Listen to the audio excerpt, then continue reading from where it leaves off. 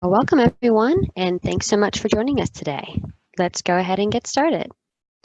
On today's webinar, we're going to talk more about the Housing Affordability Breakthrough Challenge, and we appreciate your interest so much in this exciting opportunity.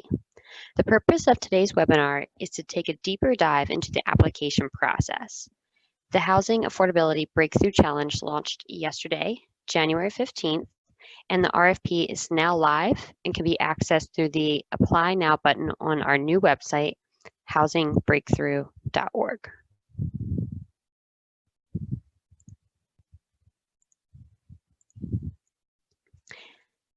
We'll be answering your questions in the last 20 to 30 minutes of this webinar and ask that you submit your questions in the Q&A feature of the Zoom. Please do not use the chat feature for questions, as it'll help us to keep all of the questions in one place using the Q&A feature. Due to the large number of participants today, we will not have the chance to address every question that comes through, but we will be sure to select as many questions as possible that cover a variety of topics. All of today's participants will be muted for the duration of the webinar, but we invite and encourage you to submit questions at any time during our presentation. Questions that we do not have the opportunity to answer in today's webinar will be reviewed and used to update our frequently asked questions page, which can be found on our website. You may also visit housingbreakthrough.org/contact to submit additional questions. Now let's meet the team who will be leading today's presentation.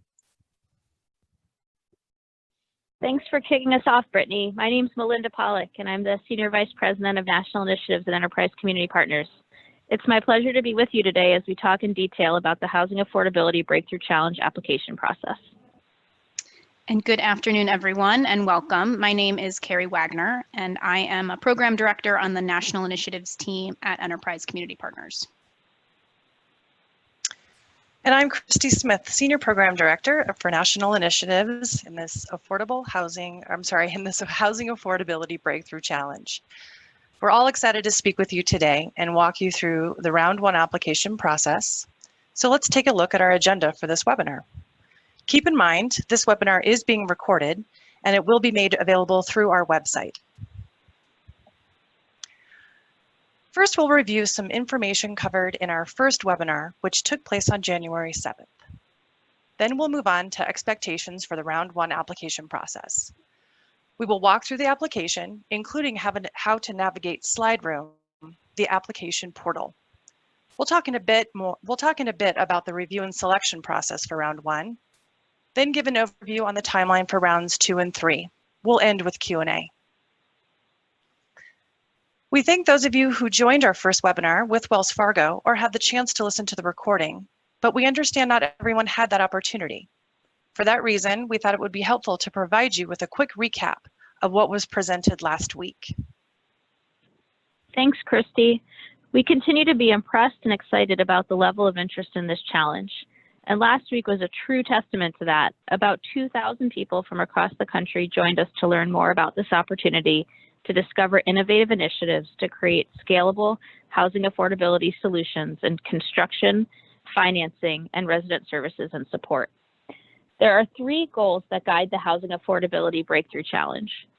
First, we want to identify, accelerate, and scale promising ideas, models, and approaches to solving housing affordability issues. Second, we hope to provide peer-to-peer learning and networking opportunities. And third, we want to disseminate ideas and models that engage a wider audience of stakeholders in the search for housing affordability innovations. In addition to reviewing the goals of the challenge, we provided context on why creating scalable solutions is critical in supporting affordable housing preservation, development, and services. We showed that in 2018, more than 18 million households paid more than half their income on housing costs, and there were 553,000 individuals who were experiencing homelessness.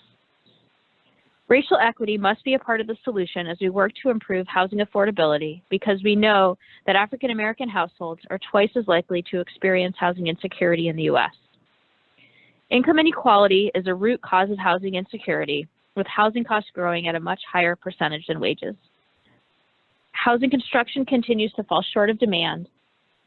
And last, the Housing Affordability Breakthrough Challenge is national in scope, because we know housing affordability looks different in rural communities, tribal communities, cities, and suburbs. This issue is complex, and we know that there is no one-size-fits-all solution. Lastly, on our webinar last week, we provided a high-level overview on the application process and eligibility parameters, which will be discussed in much more detail today. We're looking forward to hearing about your innovative ideas. Please note you may only choose one primary focus area for each application. The application and more information about the 3 focus areas can be found on our website, our new website, housingbreakthrough.org. Now I'll hand it over to Christy and Carrie. Thanks, Melinda. We are excited to share that we released the RFP yesterday, which is the application.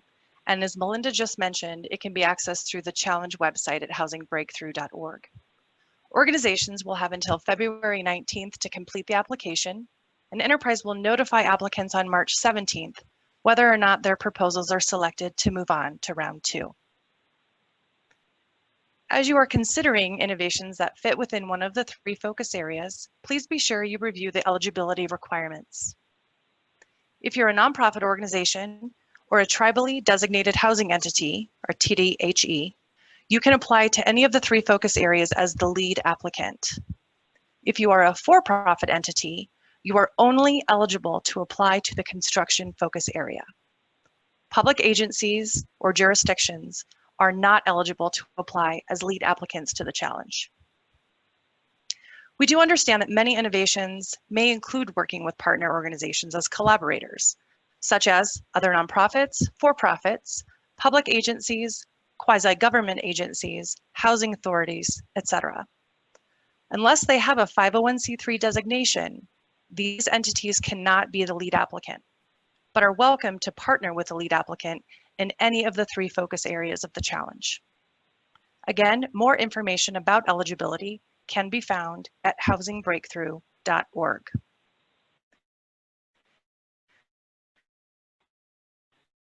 Now, Carrie's going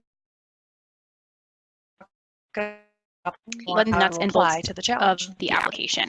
So your first step is going to be to go to the homepage of the newly launched website for the challenge, housingbreakthrough.org. And from here, you'll click the menu at the top right, and you'll select Before You Apply from the drop-down menu.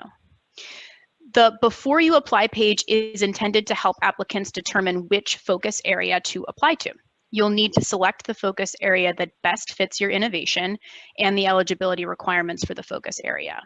When you're ready to apply, click Apply Now at the top right, and you'll be directed to the application portal called SlideRoom. If you have used SlideRoom for previous grant applications, maybe through Enterprise or through other funders, you'll simply log in. If you're new to SlideRoom, that's great. It is very easy to create an account by providing your email and a password. And note that for new accounts, SlideRoom will send an email to the email address that you input here, so you'll have to retrieve that email to activate the account. Once you've logged in to your existing account or you've activated a new account, you'll see the SlideRoom landing page with application links that correspond with the 3 focus areas of the challenge: construction, financing, and resident services and support. Once you've selected the application for your desired focus area, you'll be prompted to make a SlideRoom profile. This is basic information, but I do want to note that we recommend registering as an organization/group rather than an individual. And I'm referring here to the field indicated by the yellow arrow. If you make a profile registering as an individual, you won't be disqualified, but our recommendation is to switch this field to organization/group. It'll help us organize the applications. From here, you'll continue to the application. And here's what the actual application looks like once you've clicked in. This slide shows the construction application, as you can see. You'll be inputting responses directly into these boxes, and be prepared that you might get a question that asks you to upload a document, such as your 501c3 letter of determination from the IRS, if applicable. So what can you expect in the application from a high level? Well, the first set of questions will ask for basic information about your organization, including contact information, organizational type, taxpayer identification number, that sort of thing. The next set of questions will ask you more about your breakthrough idea. There are word limits for these questions, so plan to be clear but succinct in your answers. And there are 2 questions right up front asking to describe your innovation and what the long-term impact will be. These questions are limited to 500 words, which is about a page of text, single-spaced, and the remaining questions are limited to 250 words. In order to see the RFP and review the questions, you'll have to log into SlideRoom and start the application process. Keep in mind, you can start and stop the application as many times as needed. You can always start the application and leave it unfinished if you decide it's not a good fit. So to recap, here's how you're getting started. You start on the housingbreakthrough.org website. Note that this is a new website. It's distinct from Enterprise Community Partners website. On housingbreakthrough.org, you'll read about the focus areas and the eligibility parameters for each focus area on the Before You Apply page. You'll click on Apply Now to take you to SlideRoom, where you'll either log in if you have an existing account, or you'll create a SlideRoom account with your email address and by creating a password.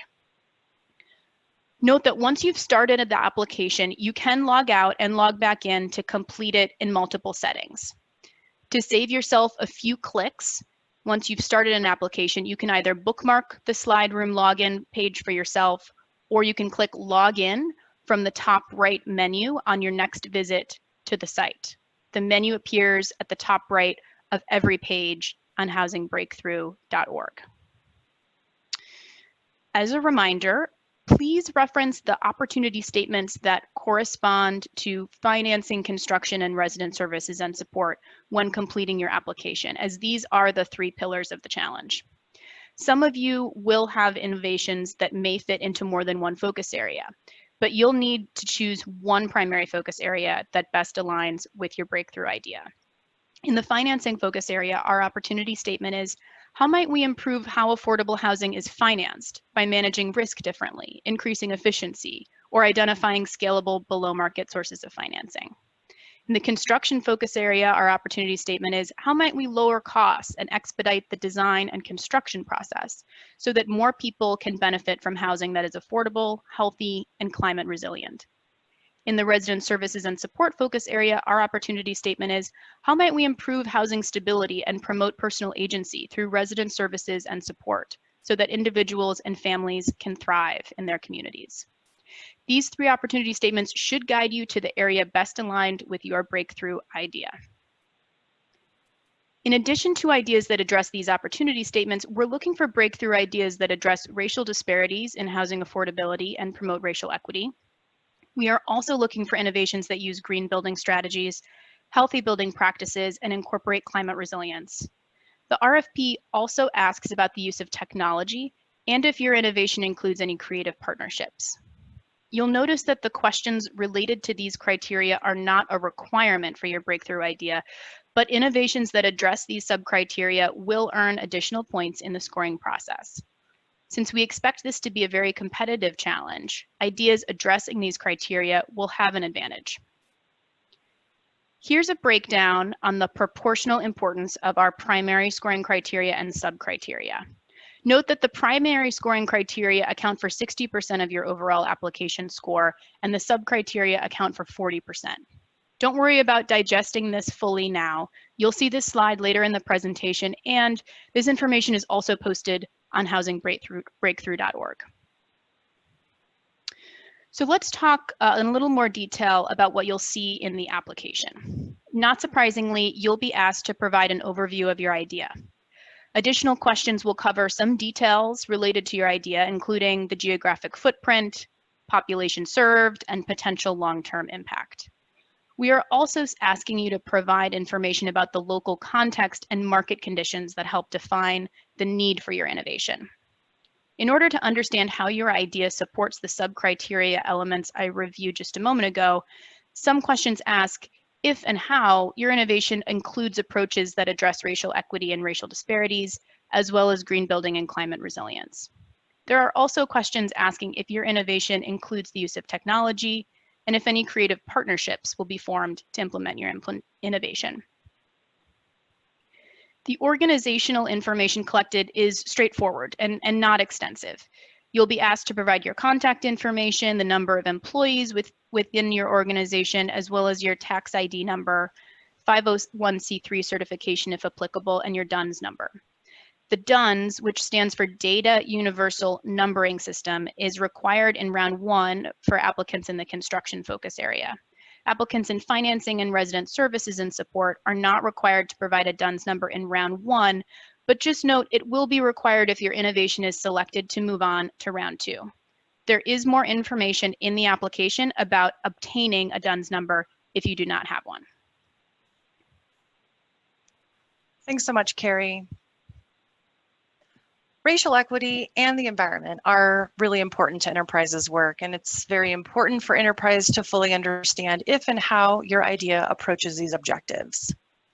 We've received a few questions since the last webinar asking us to better define these sub-criteria.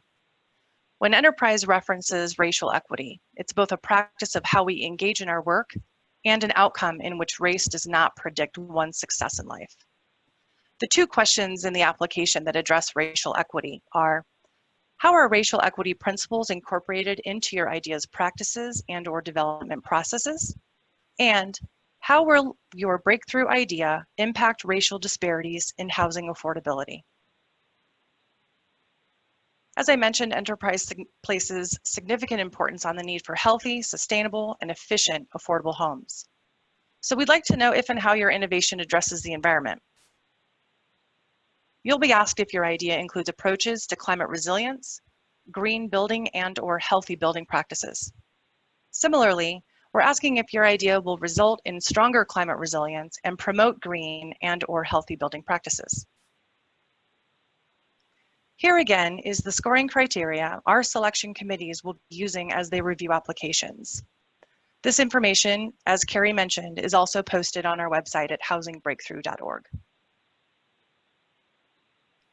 Now we'd like to share with you a bit more about our review process. We have created committees for each focus area who will be reviewing, scoring, and ultimately selecting applicants to move forward to round 2. Each application will be reviewed by a minimum of 3 individuals.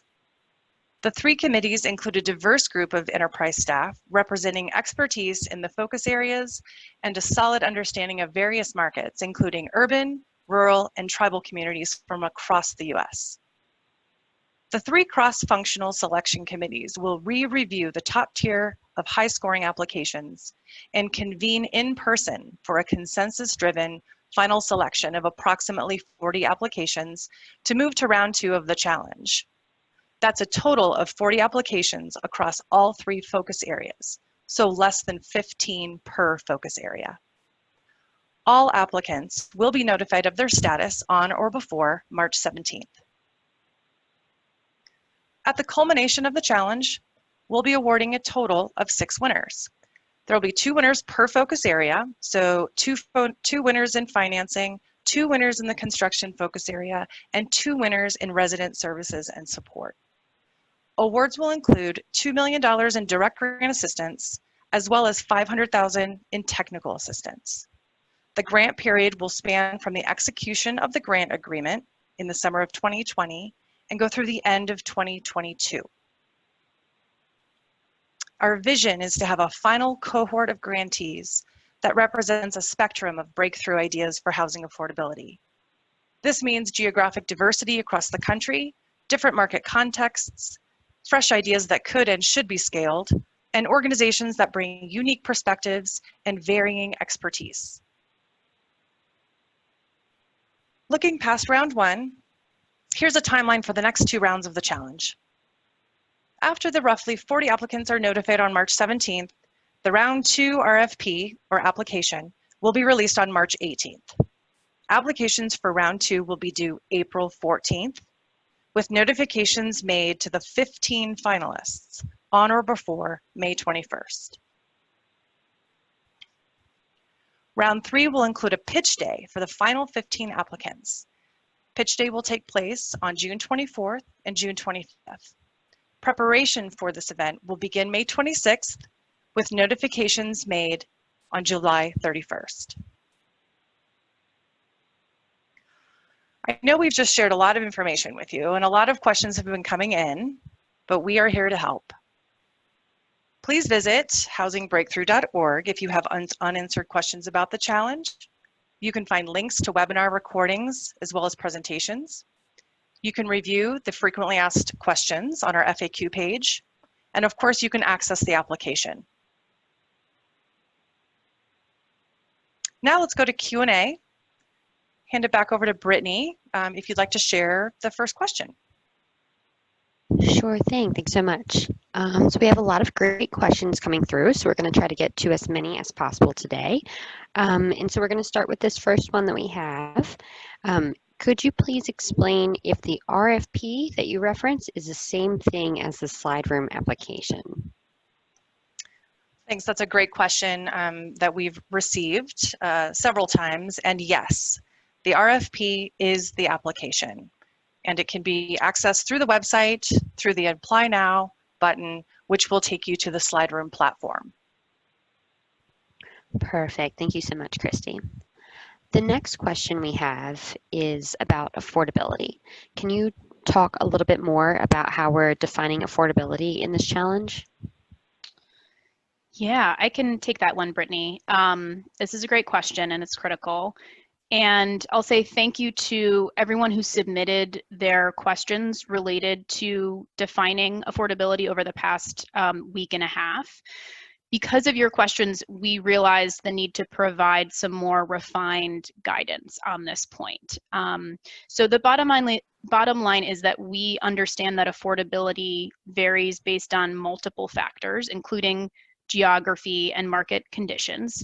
So we are looking for innovations that address the needs of low to moderate income households and will provide proposals serving prioritize proposals serving 60% of area median income, AMI, and below.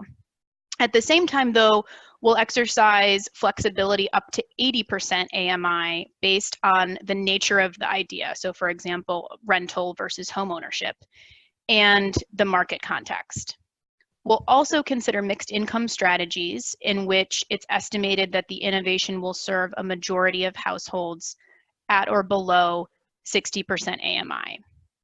So this more refined language is going to be updated in our FAQs if it's not already. It'll be updated shortly on housingbreakthrough.org, so you can go back and review it as you're working on applications. Perfect. Thank you so much, Carrie. The next question we have is, if we've received grant funding from Wells Fargo or Enterprise previously, are we still eligible to apply? Yes, I will answer that one. Absolutely. Current as well as past grantees are eligible to apply to the challenge. Awesome. That's great news. All right, the next question we have is about the nonprofit status. So specifically, folks are looking to understand if there are any requirements as to the size, the longevity, et cetera, of the 501c3 status. Yeah, and I'm glad someone brought this question up because it's another one that's been asked more than one time. So there are no restrictions for 501c3s related to the size of their organization. So number of employees, budget size, longevity, all 501c3s are eligible to apply in any of the 3 focus areas. Perfect. Thanks, Christy. The next question is, can you describe the scoring criteria related to rural or tribal areas? Yeah, I can take that one. So I think this question is referring to the scoring criteria that we had up on a couple of today's slides. And this person probably noted that there was a primary criteria related to geography, and we sort of call out rural areas or tribally designated housing entities, which in the slide you saw accounted for about 5% of the total score. So although we are not seeking to provide grants in any specific locations, and I should also mention, again, applications from across the US, Puerto Rico, and Virgin Islands are all eligible to apply. Ideas designed to serve rural and or tribal communities will receive a modest boost in our scoring criteria. And our goal is that the final 6 grantees will represent a geographically diverse cohort of innovations. Awesome. That sounds great, Carrie. Thank you. All right. The next question we have is, may you please confirm whether the idea has to be something that's new, or can it be something, can this grant be used for something that already exists that could be expanded or enhanced? Sure, yeah. And I know this question has come in a lot, and we have one in our FAQs addressing this as well that you can go back and read. The answer is breakthrough ideas can be entirely new, or they can be expansions or enhancements to existing ideas. It does not have to be a completely, fresh, untested idea to apply. Great, that's really good to know. All right, the next question we have is specific to the application. So will applications be competing with all other applicants, or only those in a specific focus area that they apply for? Yeah, I'll answer this. And again, this one might be addressed on the FAQ page as well. But to clarify, applicants will be competing, or applications, I should say, will be competing only against the other innovations submitted in that focus area, not with every application coming in across all 3. Perfect. All right, so we have another question about nonprofits.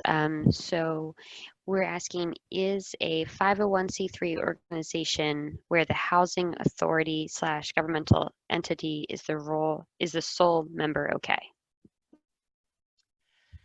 Yes. Again, 501c3 designation is key to being able to apply to both the financing and resident services and support area, focus areas. So if a housing authority or governmental agency has a 501c3 entity, they absolutely are eligible to apply in any of the focus areas. If they do not have this designation, they are not eligible to apply in any focus area. But again, to encourage partnerships, they certainly can be listed as a partner with a 501c3 lead applicant in the financing and resident services, or they can be listed as a partner with a for-profit lead applicant in the construction focus area. Perfect, thank you. The next question we have is in relation to budgets for the grant. And so applicants are asking, will we need to submit a budget in the first round application? No, we're actually not asking applicants in any of the focus areas to provide a budget as part of the round 1 application. We will, however, require a budget as part of the round 2 application. If you are selected to move forward, that'll be part of the future application process. Great, thanks, Christine. Next question we have is, will we need to submit letters of support or letters of institutional commitment in round 1? Thanks, I'll take that one as well. We are not asking for letters of support or letters of commitment or any of those supplemental materials in round 1. Like Carrie mentioned earlier, it's a very basic set of information that we'll be collecting in this first round. Great, thank you. The next question is, are there any minority or women business enterprise requirements or any small business set-asides? Good question. No, there are not specific set-asides for small businesses or minority or women-owned business for the challenge. Perfect. All right, we're going to take just a few more questions here, and then we'll post the rest of the answers on our frequently asked questions. So the next one we're going to take is, by innovative approaches to resident services, Are you referring to delivery of services or funding services? Yeah, I can take that one. That's a great question. And it's come up in other places as well. I think we have this on our FAQs as well. The answer is it could be both. The opportunity statement was written to encompass both delivery and funding of services. So I think when you go into the resident services and support application, and this is true for the construction and financing as well, when you go into Slide Room, it will be clearer in the question prompts, that both types of ideas are welcome. So definitely encourage you to go into Slide Room, even if you're not sure whether you want to complete the application, just to see, what we ask that might give you a better sense of whether the idea is going to align well with the challenge. Perfect, thank you. All right, we're going to take 2 more here. So first question of the last 2 is, may an organization submit more than one proposal if we have an interest in more than one focus area? Yeah, I can take that. Yes, you can submit more than one proposal. We ask that you submit one application per idea.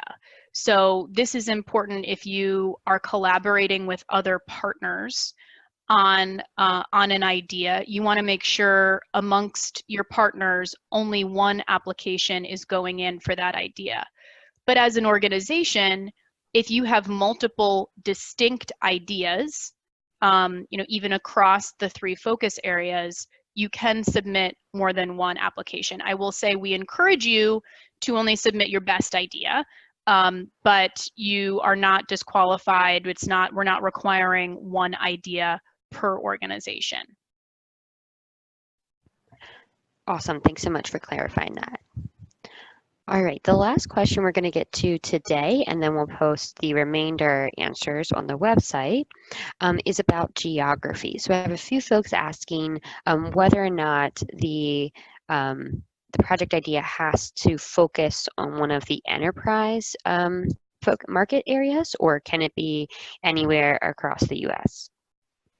No, it can be anywhere across the U.S., and I also have seen some folks ask if it needs to be completely national in scope, and the answer is no, it doesn't need to focus in enterprise market areas, and no, it doesn't need to be completely national in scope, but as you'll see in the application, we do ask about scalability. So it needs to be scaled, as we said in the last webinar, beyond one project or development, but it doesn't need to be, completely national. Great, thanks so much for clarifying that. All right, well, we're going to go ahead and wrap up questions for today's webinar. There are so many questions, so many great questions coming through, and so we're going to be sure to review all of those, and we'll make sure to post those on the frequently asked questions page of our website. If you do not see an answer to your question, please feel free to still email us, and we'll be sure to get back to you. You can contact us by visiting housingbreakthrough.org/contact and submit your questions right there. Christy, Carrie, or anybody from the Wells Fargo team, do you have any final words you want to share today? Just thank everyone for joining. We appreciate the time, and we're excited to see your ideas. Awesome. Well, thank you very much to everybody for joining us today. We truly appreciate you taking the time to learn more about the Housing Affordability Breakthrough Challenge. We are excited to learn more about your breakthrough ideas that will improve housing affordability for low and moderate income families and communities across the country. Thank you so much. Bye-bye.